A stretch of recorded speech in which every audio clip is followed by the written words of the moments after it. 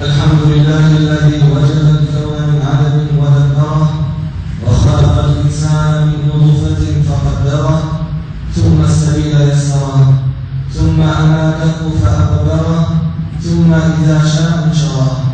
وصلى الله وسلم وبارك وأنعم على عبده ورسوله محمد وعلى آله وصحبه ومن استنى بسنته واهتدى بهديه واقتفى أثره.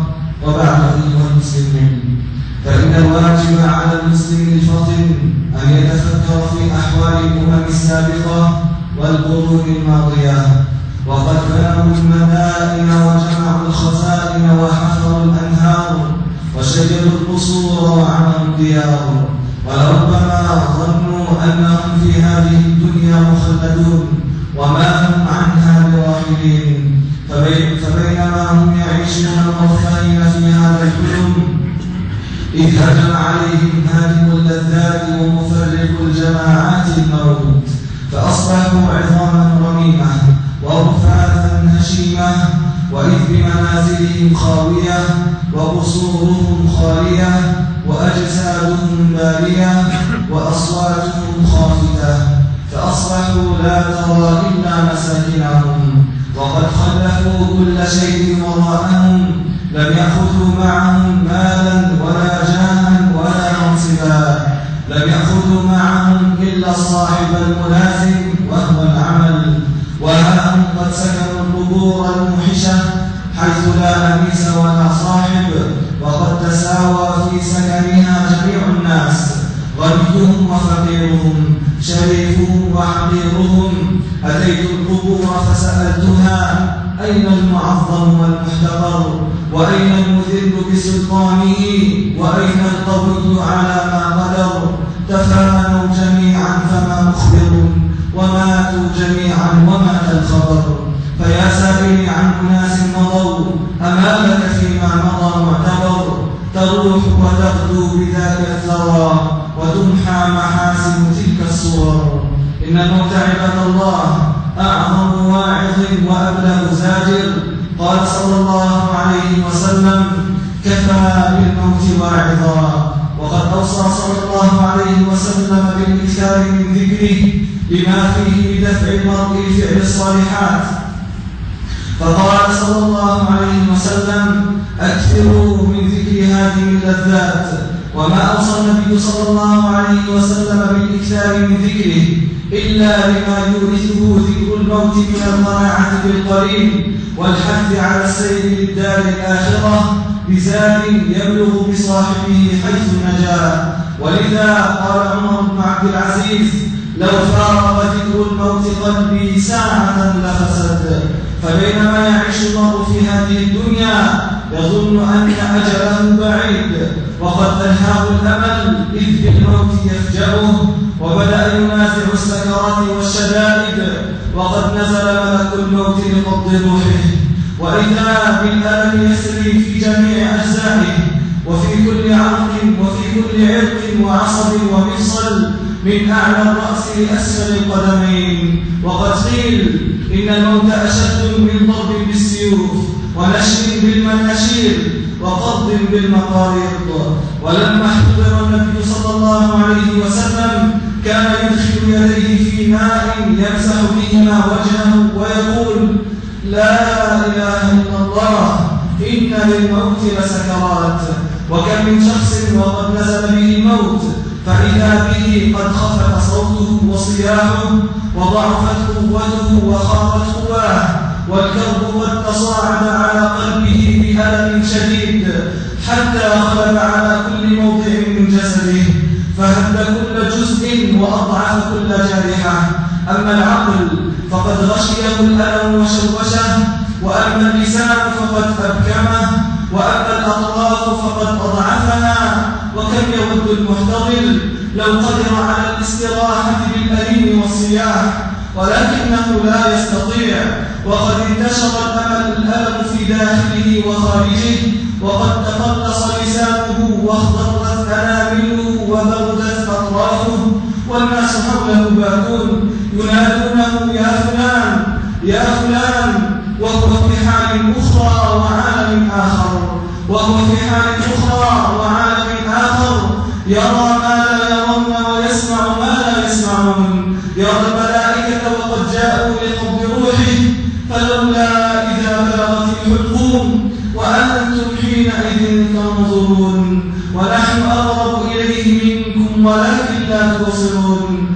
فإما مبشر برحمة من الله ورضوان، وإما مبشر بغضب من الله ولعنة، وإما أن تنزل عليه ملائكة بيض الوجوه، وإما أن تنزل عليه ملائكة سود الوجوه. إن الموت هو تلك الحقيقة التي يوقن بها كل عبد ويعرف أنه منتهي إليها لا محالة، طال عمره أم قصر، فلا بد من ساعة الرحيل وسكنى ذلك القبر الموحش. كل نفس ذائقة الموت، وإنما توفون أجوركم يوم القيامة، فمن زحزح عن النار وأدخل الجنة فقد فاز، وما الحياة الدنيا إلا متاع الغرور. فحري بالعبد أنه حين يوقن بأنه راحل عن هذه الدنيا أن يستعد لرحيله ويتزود من الزاد الذي يبلغه حيث النجاة والسلام. وقد نصحنا نبينا الكريم صلوات ربي وسلامه عليه أخص النصيحة في هذا بمعرفة بما ينتظرنا من أهوال. قال عبد الله بن عمر: أخذ رسول الله صلى الله عليه وسلم بمنكبه وقال: كن في الدنيا كأنك غريب أو عابر سبيل. وكان ابن عمر رضي الله عنهما يقول: إذا أمسيت فلا تنتظر الصباح، وإذا أصبحت فلا تنتظر المساء، وخذ من صحتك لمرضك ومن حياتك لموتك. ومن تأمل أحوال المرضين وكلامهم حين منازعة الروح في حال الاحتضار كان ذلك أعظم واعظ له، فقد بلغوا الوصية بأصدق لهجة ووصفوا حالهم بأتم بيان وأجزله.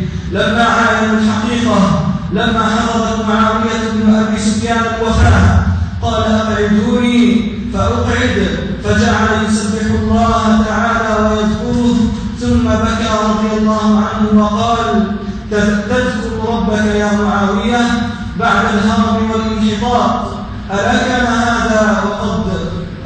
هذا وقد الشباب نظر ريان، وبكى حتى على بكاؤه وقال: يا رب ارحم الشيخ العاصي ذا القلب القاسي، اللهم أقم العثرة واغفر الزلة وجد بحلمك على من لا يرجو غيرك ولا يثق بأحد سواك. وقال عبد الملك بن مروان في مرض موته: ارفعوني، فرفعوه حتى شم الهواء وقال: يا دنيا ما أطيبك، إن طويلك لقصير، وإن كثيرك لحقير، وإن كنا بك لفي غرور. وقيل له: كيف تجدك؟ قال: أجدني كما قال الله تعالى: ولقد جئتمونا فرادا كما خلقناكم أول مرة وتركتم ما خولناكم وراء ظهوركم. إن الكيس الفطن من أعد لسفره عدته وجهز لراحله مؤنته، ثم بعد ذلك يرجو رحمة الله وعفوه ومغفرته. كلنا سنرحل عن هذه الدنيا، ولكن هل علمنا لما بعد الموت؟ كل الناس يغدو فبائع نفسه فموبقها أو معتقها. كلا إذا بلغت التراقي وقيل مراق وظن أنه الفراق والتفت الساق بالساق إلى ربك يومئذ المساق. نسأل الله جل وعلا أن يرحمنا برحمته، وأن يغفر لنا ذنوبنا ويستر عيوبنا ويرحم مقامنا يومئذ بين يديه. اللهم اصلح لنا ديننا الذي هو عصمة أمرنا، واصلح لنا الدنيا التي فيها معاشنا، واصلح لنا آخرتنا التي إليها معادنا، واجعل الحياة زيادة لنا في كل خير والموت راحة لنا من كل شر. اللهم إنا نسألك الهدى والتقى والعفاف والغنى. اللهم آت نفوسنا تقواها وزكها أنت خير من زكاها، أنت وليها ومولاها. ومن وصل صفا وصله الله، ومن قطع صفا قطعه الله. الله أكبر.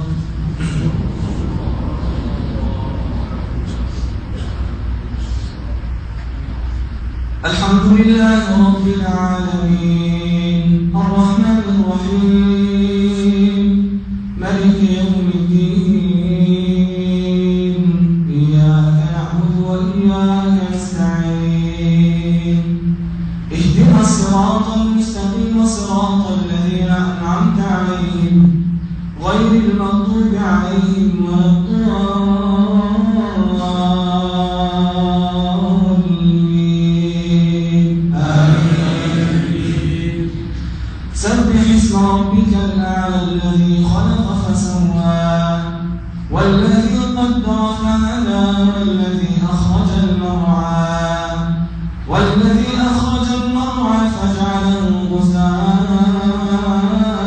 أحوى سنقرئك فلا تنسى إلا ما شاء الله إنه يعلم الجهر وما يخفى ونيسرك لليسرى فذكر إن نفعت الذكرى سيذكر من يخشى ويتجنبها الأشقى الذي يصلى النار الكبرى ثم لا يموت فيها ولا يحيا قد أفلح من تزكى وذكر اسم ربه فصلى بل تؤثرون الحياة الدنيا والآخرة خير وأبقى إن هذا لفي الصحف الأولى صحف إبراهيم وموسى.